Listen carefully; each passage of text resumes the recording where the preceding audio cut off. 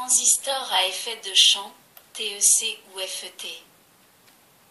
Dans cette leçon, nous allons examiner la structure et le fonctionnement du transistor à effet de champ, puis nous aborderons la composition interne des portes logiques suivant les différentes technologies existantes. 1. Le transistor à effet de champ. On a coutume de le désigner par ses initiales, TEC ou FET. Terme anglo-saxon, field effect transistor. Il est constitué d'un barreau semi-conducteur uniformément dopé, de type P ou N, constituant le canal. Sur ce barreau sont réalisées deux jonctions opposées, comme illustré sur la figure 1, de conductibilité inverse de celle du canal. Ces deux zones sont reliées entre elles électriquement à une électrode commune appelée porte ou grille. Une extrémité du canal reçoit le nom de source, l'autre celui de drain. Le canal est faiblement dopé, alors que les zones qui constituent la grille le sont fortement. La grande différence pour ce transistor réside dans le fait que la jonction grille-source est polarisée en inverse, tension VGS. L'espace drain-source reçoit une tension de polarisation, tension VDS. Le principe de fonctionnement est le suivant. En l'absence de tension grille-source, VGS, le canal conduit proportionnellement avec l'augmentation de la tension VDS. Pour une certaine valeur de VDS, le courant cesse de croître et devient constant. C'est la tension de pincement ou VP, tension de pinch-off. Le courant dans le canal est appelé ID et lorsqu'il atteint la saturation, il devient IDSS. Si maintenant on applique une tension VGS à l'espace grille-source, polarisation de la jonction en inverse, et que l'on relève, comme précédemment, la valeur de ID en fonction de VDS, on constate pour ce courant des valeurs plus faibles. La tension VPEST atteinte plus tôt et correspond à un courant ID moins élevé que IDSS. Cette nouvelle tension Vp' est égale à Vp' égale Vp moins VGS. Plus VGS augmente, plus le courant ID diminue. À partir d'un certain seuil de VGS, le courant ID s'annule. On considère généralement que le courant ID devient égal à 0 pour VGS égale Vp. Tout se passe comme si le champ électrique, créé par la tension de polarisation inverse de la jonction grille-source, diminuait la largeur de conduction du canal. C'est la zone de déplétion ou d'appauvrissement. La figure 2 schématise ce phénomène. Sur la figure 3 sont portées les caractéristiques et les points importants qui concernent le TEC. La zone 1 correspond à la partie linéaire de la caractéristique, le courant ID croît linéairement avec VDS pour une VGS donnée. Cette zone est utilisée en commutation. La zone 2 est celle de la saturation et est utilisée en amplification. La zone 3 est interdite car elle représente le phénomène d'avalanche. La tension d'avalanche est notée BVDG en nom BVDS, BV égale breakdown voltage, ce qui signifie tension de rupture au claquage. En fait, il s'agit du claquage de la diode drain-grille. Celui-ci se produisant toujours pour une même différence de tension entre le drain et la grille, pour un type de transistor défini. Cette différence est donnée par la relation BVDG égale VDS plus VGS. Lorsque VGS égale 0, cette tension BVDG est égale à VDS. Si on maintient VDS à une même valeur et que VGS augmente, vers les valeurs négatives, BVDG va diminuer. C'est ce qui apparaît sur le réseau de caractéristiques. D'autre part, selon les types de transistors, Vp s'échelonne entre 0,5 et 15 volts. La tension BVD varie entre 3 et 25 fois Vp, toujours en fonction du type de transistor. Il faut noter que la conduction, dans ce type de transistor, est presque symétrique. Sur la figure 3, on constate que toutes les caractéristiques passent par l'origine et qu'autour de celle-ci, pour des VDS faibles, les caractéristiques se prolongent, vérifiant bien la symétrie de conduction, pour des VDS de signes opposés.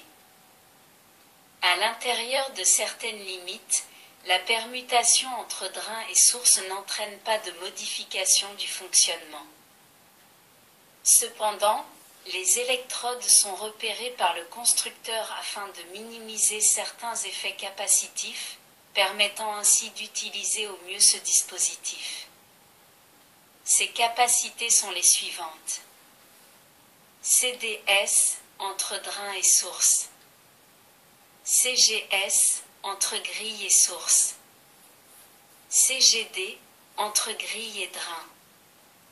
Ce sont les deux dernières les plus importantes.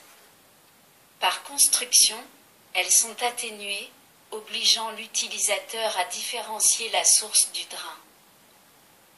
Dans la zone 1 de la figure 3 qui correspond au fonctionnement en commutation avec VDS inférieur à Vp, le transistor réagit comme une résistance variable en fonction de VGS.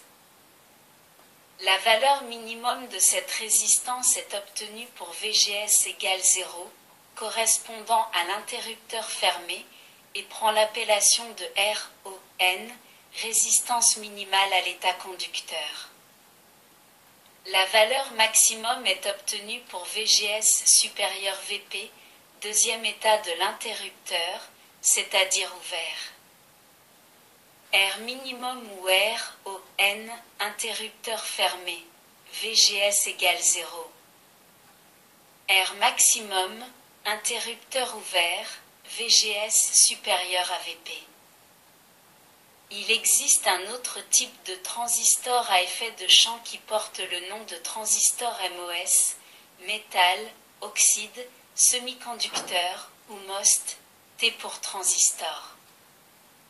Celui-ci est très répandu dans les circuits intégrés où il tend à se généraliser, aux dépens du transistor bipolaire, pour des raisons de consommation. La figure 4 représente la structure d'un tel transistor qui diffère du TEC. En effet, il ne possède pas de jonction au niveau de la grille, un masque d'oxyde isole celle-ci du canal, d'où le nom qu'on lui donne parfois de tension de grille isolée. Le fonctionnement est le suivant. En appliquant une tension positive sur la grille, les électrons, porteurs minoritaires dus à l'agitation thermique, du substrat, dans le cas de la figure 4, il s'agit d'un matériau P, sont attirés entre les zones de matériau N, constituant la source et le drain. À cet endroit, la concentration en électrons constitue un enrichissement qui se traduit comme une inversion de la conductibilité du substrat passant ainsi du type P au type N. Un courant s'établit entre source et drain. Aux variations de VGS correspondent des variations de ID. En l'absence de tension VGS, le courant ID est très faible, pratiquement nul. Le substrat est, en général, porté à la tension la plus négative, afin que les jonctions source-substrat et drain-substrat soient polarisées en inverse. Ce type de MOS est dit enrichissement, en anglo-saxon, enhancement mode. La figure 5 représente la structure d'un transistor MOS à appauvrissement. Le fonctionnement de ce dernier est différent, en ce sens qu'en l'absence de tension VGS, nous constatons un courant ID, comme pour le TEC. En effet, Le canal constitué par une mince zone de matériau N située sous la grille est conducteur en l'absence de tension VGS. Si on applique une tension négative sur la grille, les électrons libres de la zone du canal seront repoussés par le champ électrique dans le substrat, ce qui a pour conséquence la diminution de ID. Si on augmente la tension VGS, le courant IDS annule. Là encore, il semble que la conductibilité du matériau s'inverse par appauvrissement des porteurs majoritaires. Si en l'absence de tension VGS, on fait en sorte que le courant ID soit maintenu à une valeur moyenne, en appliquant sur la grille une tension VGS positive, les électrons du substrat, porteurs minoritaires agitation thermique, vont venir renforcer la conductibilité de la fine couche de matériau N et le courant ID va devenir plus important. On réalise donc avec cette technique des transistors MOS fonctionnant selon les deux modes. Enrichissement. Appauvrissement. Ce fonctionnement est rendu possible à cause de la couche isolante d'oxyde qui sépare la grille du canal. La figure 6 représente les caractéristiques de ce type de transistor ainsi que les zones d'utilisation.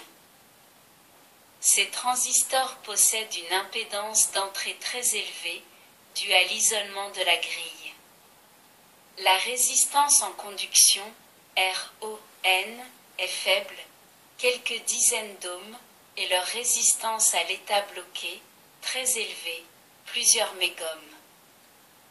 Ces caractéristiques permettent, entre autres, de les utiliser en logique. Le circuit de commande ou d'entrée, la grille, est bien séparé du circuit de sortie et les deux états, bloqués ou conducteurs, sont très nettement différenciés. Bien que le substrat possède une action évidente sur la conduction des MOS, moins que la grille toutefois, il est, en général, relié intérieurement au boîtier. On le réunit extérieurement, par câblage, à la source. Sa consommation moindre que celle du transistor bipolaire et sa tenue en tension meilleure sont autant d'atouts en sa faveur. Par contre, il est un peu plus lent. L'impédance d'entrée, très élevée, le rend vulnérable aux charges électrostatiques, ce qui oblige les constructeurs à protéger son entrée et les utilisateurs à prendre plus de précautions lors des manipulations. Une fois le transistor mis en place sur le circuit, il n'y a plus de risque à ce sujet. La figure 7 représente les symboles de ces différents transistors à effet de champ. Merci de votre écoute. À bientôt.